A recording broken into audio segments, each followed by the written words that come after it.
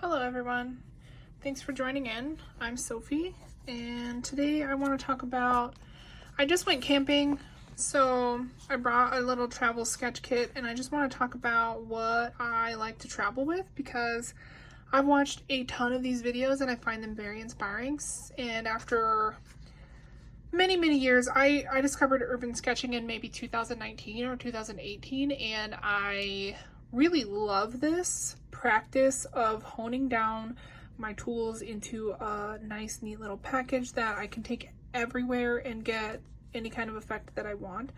And so I think it's a process that allows you to narrow down what's really the most important. So I actually drew this little material sketch before my last camping trip, not the one I just went on, but my last camping trip. I'm just going to keep that propped up because I have a little, that's still drying a tiny bit. But anyway, here they are in real life. I have this pencil, which if you watched my last pen case video, all of these pens are in my normal pen case and I just take a smaller selection of them while I'm traveling. So I'll talk about why I pick them. This is really good for portraits, I would say. It's not because you would want to necessarily erase pencil, but it is easier to shade with because you're drawing with a pen and you get a perfectly crisp line and there's nothing else for that line to do. If you're drawing in pencil, you get all kinds of nuances. You can test your lines first. You can draw lighter lines and then go in again and do your darker lines. Here are a few sketches of my dog that I did last camping trip that just turned out so adorable. And it's that kind of thing with a pencil when it's proportions that matter, which is, to me, if you're drawing a landscape, you can get away with a lot more. If the mountain was up here instead of down here, it would still be a nice picture and it would still be a readable landscape. If the dog's shoulder was up here instead of down here, it wouldn't look like a dog. So sketching in lighter lines and then, fleshing them out and shading, you want more shading. With a pen, the best I'm gonna get is hatch marks, and with a pencil I can get really smooth stuff and a bunch of different lines that you just can't get with a pen. So I love taking the pencil. I think it's just a whole different tool. Whether you erase or not, the pencil is an amazing sketch tool. And then this set, which I use all the time, I have 3 of them that I keep in my regular pen case, 3 different line weights of the same pen. If you want more details on this, watch the pen case video. But I only take the smallest and the largest when I'm traveling. So I use this one for line work and I use this one to fill in dark spaces. And I did this picture during our trip. The drive up there, I started drawing the stereo because that was in the car. I'm just sitting there. I drew this. It turned out pretty cute. I watercolored it and it was with those 2 pens. I drew the smaller lines with this smaller pen and then I filled in these dark areas with the lighter one, and I have a sketch of the trip. I actually didn't sketch that much. We only went up for 1 day, so I actually did this before we even left because I was inspired by the mountains. And I did this in the drive, and then I did one more near the fire, and I got 3 logs done before it started raining and the fire went out. So this is an unfinished sketch, but it's still such a cute memory of my trip because this here is the grate that my boyfriend was using to cook on and the pot of potatoes that he made us for dinner, which turned out absolutely amazing. And this is just a fantastic memory. It even has, I don't know how well you can see, but it still even has little raindrops in it from when it started to rain. So I love everything about this drawing. And I did get some great detail in before the rain actually hit. And this drawing also just took me a long time because I brought these 2 pens, which are my 2 fountain pens that I always travel with. And these are also in the pen case video if you want to go take a look. But I was originally going to start the drawing with this one, which is the Pirate Parallel, and it's really cool because it can fill in large bold lines as well as the thin lines. But the second I got it out, we were already on the trip and I had already packed everything. I was writing this title with it because I also like to use the thickest parallel end to write my titles with, and I realized it was kind of not juicy, and so I opened up the back here and I'm completely out of ink.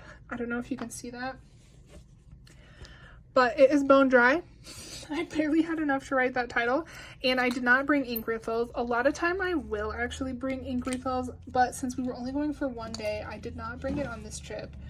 But I do have such a cute little thing that I carry my ink in, and it's this. It's got a little black drop on it, and I keep my ink refill in here.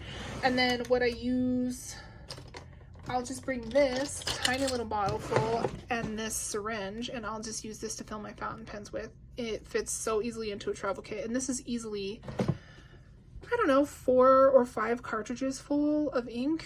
So if I'm going for a week, I will definitely take this to refill my fountain pens with. But we're going only for overnight, so I did not bring it, and then I couldn't use this pen.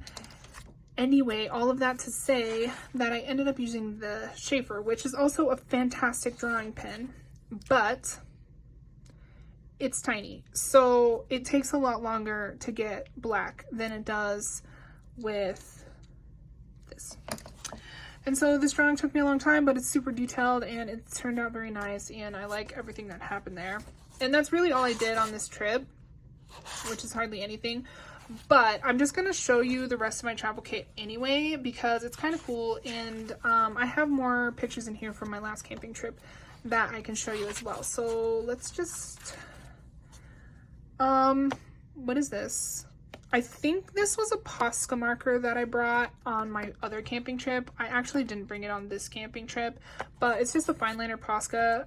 It's just another nice tool to have. I would bring it again, but I didn't bring it on this trip. And then this is just a white gel pen. I mean, these are really my core sketching materials, and then everything else is kind of, I mean, obviously you need a watercolor set. I need a watercolor set. But everything else is kind of optional for me. The gouache I was experimenting with last time. I did not bring it this time. White gouache can just make everything opaque. I mean, there's a ton you can do, a ton of different effects you can get with just a small kit. And then I have this watercolor box. So this is actually a fountain pen case. I bought, maybe I have a fountain pen.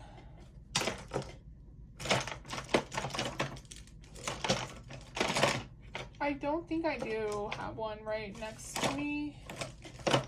But I bought one of the Mahjong pens on Amazon, and I actually love those pens. I really wish I had one to show you, but it came in this box, so I kept the box because it's just a nice size for pens and pencils. And I've tried a billion different kinds of watercolor boxes, but this is about the right amount of colors, and I wanted large and small pans, so this is about the right size. And then the reason that this case is so awesome is because it's actually a lot taller than the watercolor pans.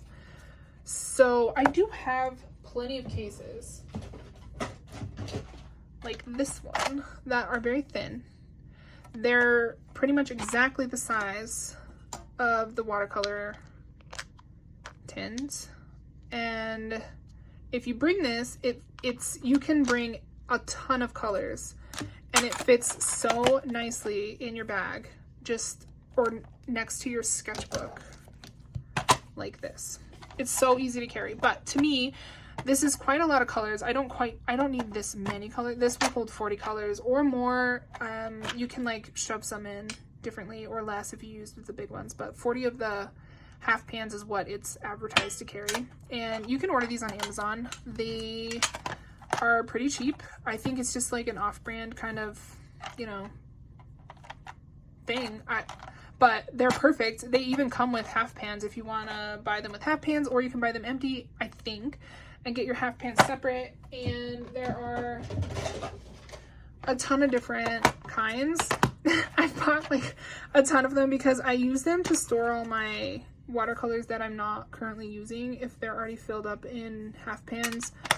because I really, I mean, I haven't put this on my channel yet, but I've bought a shameless amount of watercolors. I've tried a shameless amount of pigments, and for a long time I was sort of really went down that rabbit hole. And so I have a ton of watercolors, and my favorite way to carry them is in these pans, because obviously I was experimenting with palettes so much, different kind of palettes, organization, that it was really beneficial to me through this whole process to be able to trade them in and out. So here's an example where these are just storage right now, but here's something I tried where I put gouache all along the outside, white gouache.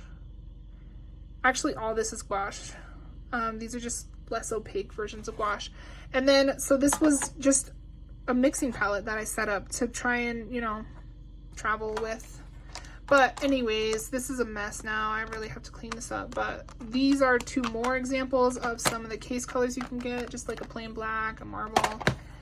And yeah, they're great. We could just make this a whole travel kit video. So just because I've tried a billion things, so I might as well show you about a billion things. I got these in a little 3-pack on Amazon. I have tried these before. These are just some pans that I bought it for the case, and I don't really want to use those. But they fit about 18 pans, or 19. 3 rows of half pans. Quite a few colors, and I really like these as well. This is a great option to just, it fits in your pocket and it's really good. I actually used these quite a bit before I started using this one. I put this together before my last trip, so this is kind of recent. I've only taken this particular case on 2 trips, but there's all kinds of small stuff you can get for your watercolors and for your travel kit. You can just get some kind of cool antique tin like this and use this as your watercolor tin. I never actually used this one because I wasn't sure how this would work as a palette. You'd probably want to coat this, and I've never gone that far down the rabbit hole yet. So maybe in the future, but this would also, it's just such a treasure, you know, if you put this in your backpack or you pulled this out of your kit and had this to paint from. So something like that would work. A lot of people use these Altoid tins, which I think are great, but they are kind of fat. They are kind of small. I did a lot on just 3 palette paints, and I love some of the stuff you can get with those triad palettes. And this holds quite a bit more than just 3, but I don't like mixing. When I'm painting in the field, I find it to be very tedious and time consuming. I mean, if I'm on vacation, I just want to sketch. So I like carrying enough colors to where I really only have to mix 2 colors together, if any, and to where I like every single color in the palette. Like I don't even bring a bright yellow because I never use bright yellow directly. So I just bring a sap green, and if I have to make a bright green, I'll use the sap, you know. So that's just personal preference, but these are kind of fat compared to some of the other options you can get on Amazon. I personally would rather put this in my pocket than this because it holds more colors and it's thin. I really like the thin profile. But back to this one, so here I am using a fat case that's twice as big as any of the watercolors, and let me show you why. Because I also keep my pens in here, and so to me, the Primo supply kit will have my top 2 or 3 pens and a water brush, so that I can just take this in my pocket at all times, and it'll be super easy to just, I have everything I need to do any kind of like painting. So I will put this in my pocket, and you know, I pop it open. Even if I put my little sponge in here, they all fit. And so it's a pen case and a watercolor case all at once, and this is something that I can just carry around and know I have at least the base options. I wouldn't leave the house without some additional stuff, but you can always do a whole entire sketch and then fill in blacks later. You can also do a whole entire sketch and fill in colors later, but a lot of time when you take a picture to come back and fill the colors in later from, the picture doesn't really do it justice. So I really like putting in at least my base colors in the field. And also, if I ever did want to paint like a bright yellow flower or something, I could paint the rest of it and just know that that's going to be bright yellow when I get home. Like, I already know I have bright yellow watercolor. I'll just make a mental note to put, you know, cad yellow on there later, instead of having to do the whole picture, right? So it works out. This is just another example of a kit. I got it out, so I figured I'd show you. But you put all the paint in these wells, and then it's harder to change them out. You can change them out. If you see, like, none of these actually fit in here because I pulled them over from other palettes because I moved my palettes around like crazy. But there's tons and tons of options, and this is just the one that I'm using right now because it's really working out. Because on vacation, I'm always curled up at something like the fire or something, and it's great to just be able to grab this. And you know what else I do? I just take this and I take some paper towels or some kitchen roll if you're not American, and how do I do this? I fold them in half and then in three. No, and then in half again. Okay, so then I'll actually rubber band this around here, and it makes it so that I can put it anywhere without the pens, without it popping open. Oh yeah, and I just put sticky tack to get these on. It's ugly, but I only look at this side, so. I have this, and then I even have the towel with me because I find I've tried also like 20 to 30 different cases, and I find that the paper towels are kind of the hardest thing to fit into my travel kit in a small way because they kind of pile up and they don't really fit in a pocket and come in and out of a pocket very easily. With this though, even if the towel is wet or painted at the end, you're still just having it on the outside tied around, and so it has time to dry out. And I mean, this kit is just really working for me right now, so that's why I thought I would show you. And then here's just a couple more stuff you can do. So I filled up this, I did a lot of sketching. So actually, this is not urban sketching, but I did this on my last vacation. I was practicing anatomy. I got a new anatomy book, and so on this page I just used the sponge to make some texture because in my opinion it's much funner to draw on a textured page than it is to draw on a blank page. And then I just did my anatomy practice in pencil, and it turned out so cool. I love how it looks, and it was a lovely process as I was going. I love sketching on this type of a texture. Oh, by the way, this notebook is a Fabriano notebook. Quaderno it's called, and it's got this like corrugated cover. They come in other colors like orange and white and maybe red, and I ordered this on coltpens.com. I'm not affiliated at all. I just ordered my stuff there, and in the US you actually have to have like $130 or some crazy thing for shipping. So I ordered like 6 of these at the time because that's what I needed to get free shipping, and they are lovely. The paper is lovely. It's a bit thin. So, I mean, these pens tend to bleed through anyway. But it's not quite good enough to hold them, which is fine. Most paper isn't. But it's quite gorgeous. It's quite fabric-ish. It's soft and textured and takes watercolor absolutely beautifully. And it's also soft and not textured enough to take pen beautifully and get perfect pen lines. So I enjoy this paper. To me, it has just the perfect amount of texture. It has just the perfect color to it. However, I will say that when I ordered those 6 books, one of them came with very white paper, and this paper is slightly creamish, and I didn't order anything differently. I ordered all the same book, and I got one that had like very white paper. So I don't know. I don't like it as much, and I don't like that the product just doesn't have the quality control that my whole order would be the same. But all in all, I found out about these notebooks from Irit Landgraf. She has a YouTube channel, and she does gorgeous loose watercolors and she had one of these notebooks on her channel, and I was very inspired. So I ordered my first one maybe 2 years ago and filled it with other things. But this is not urban sketching at all. This isn't even urban sketching materials. This is, you know, just for inspiration if you want to look. A bunch of different ballpoint experiments that I was doing just to see what colors I wanted to keep and what kind of textures I could get with ballpoint. So you can get some really gorgeous effects, but it takes a long time to draw with him. This was from my last trip. I just did my keys, again on a textured background.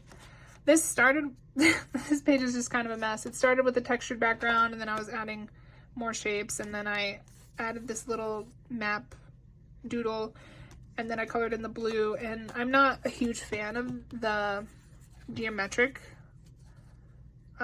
addition to this page, but everything else I really love. I love the blue. So I'll have to redo something like that on a different page. You've already seen these.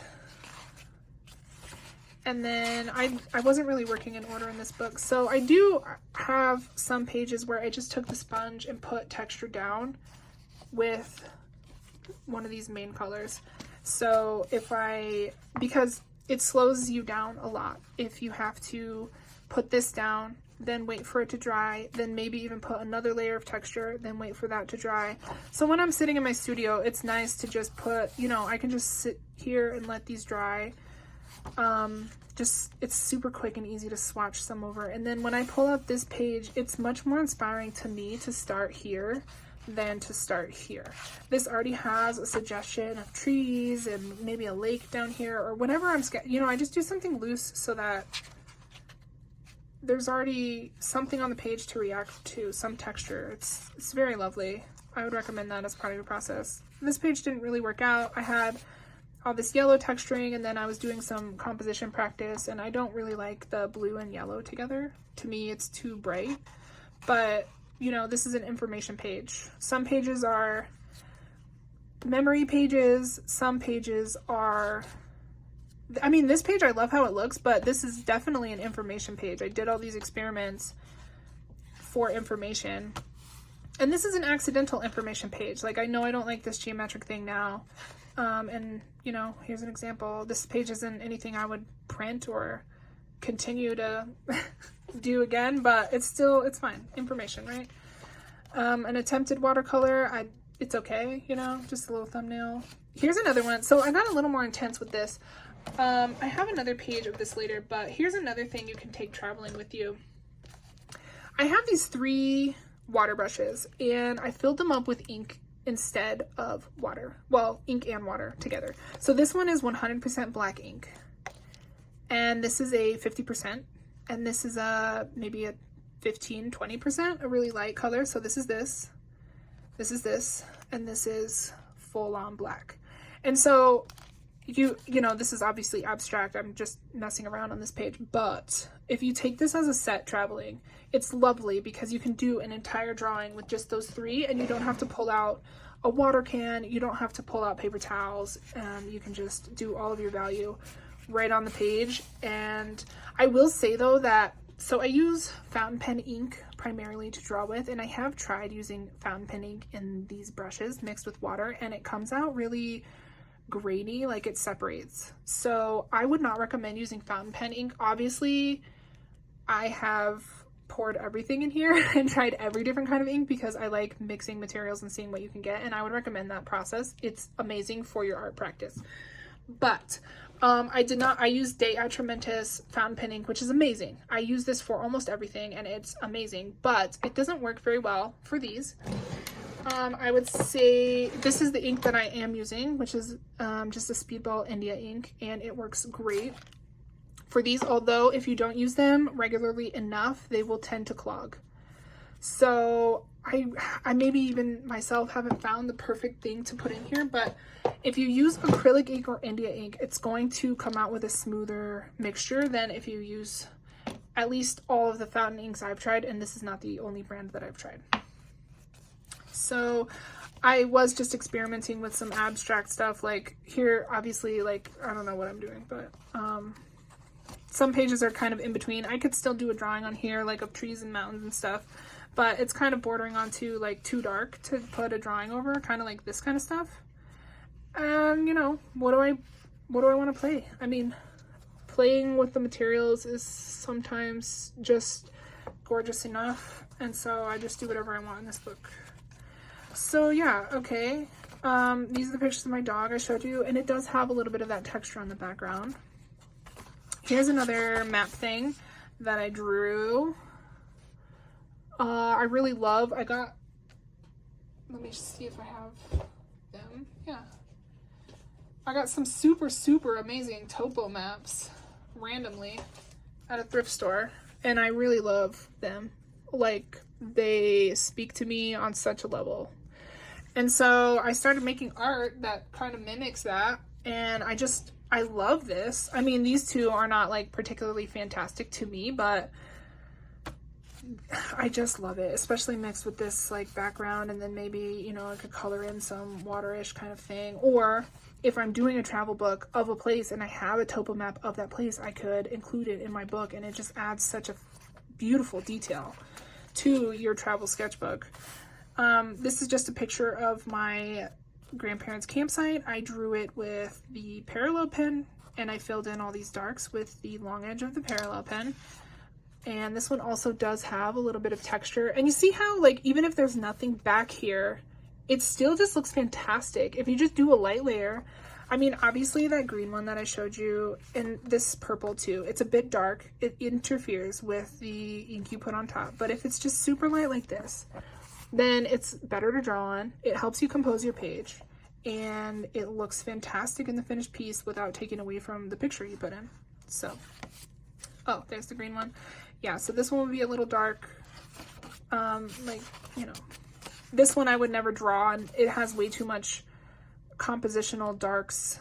This is a totally different thing. I'll keep building this up as maybe an abstract something, but here's another topo map thing.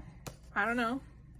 And then this is just a little toy that one of the kids had at my last camping trip, and my brother-in-law just kept like putting it in front of me every time I had my sketchbook out, telling me that that's what I should draw. So on the very last day, I actually ended up drawing it and just showing it to him randomly. I kept acting like I wasn't going to draw it, and then on the last day I did, and it was fun. Also, it was very fun to draw. So dinosaurs. And then, so this is another thing that I kind of wanted to say in the video about travel sketching is I did this entire thing with just a sponge, and I think that's a pretty good technique to get a basic layout, especially of a large scale landscape. So I just did 3 values. I did my first one very light, just texture, and then I actually started making the shapes of where we were with darker layers of this. And I think this, I would add more to this drawing. I would probably add penline on top if I had more time, but what a beautiful way to block in your darks when you're doing landscapes, because all this tree and bush is already, you have your shape, you know, it looks fantastic. So that's just a little tidbit. A sponge to me is indispensable as a painting tool. And then so I just did some abstract stuff, and then here I just turned it into like a little landscape, making little trees, and you know, this goes into a lake or something. I don't know. That's what it looked like to me. So I was just playing around. And this topo thing, I mean, you can see that I just kind of got obsessed with it for a little bit and kept doing it. And this page is everything that I would want it to be. I love this. This looks amazing to me, so I'll keep doing that. Here's another starter page. And I still have a lot left in this sketchbook, so, you know, notes. I always take random notes and put random notes everywhere, so. There. Travel video. One more thing that I wanted to show you is these. So they're made by arttoolkit.com, and she is an artist. The woman who makes these is an artist herself, and she designs these little palettes, and you can get some larger pans or some smaller pans or some small pans. And these are fantastic for traveling and for watercolors. And I think my next kind of upgrade from this kit is to make myself a little leather case that will hold like one of these in the front pocket, and then hold my pens in this pocket. They'll probably be fatter than that. So maybe like 4 or 5 pens. And I think that right there would be, and maybe even put like a little strap on it like this, so that I can connect it to my sketchbook and just have it. I think that's my ultimate, because then your pens are all available. Right now, when I put this away, like if my watercolors are wet and I put my pens in here, sometimes they get some on them. And I mean, it's all messy and creative and fun even, but look at that. That's my idea. So I don't know. We'll see how long it takes me to get around to sewing that. But anyway, I hope you are all inspired to go out and draw and create and take your things out in the wild and do some fun stuff with them. And thank you so much for watching my video. I'll see you in the next one. Bye.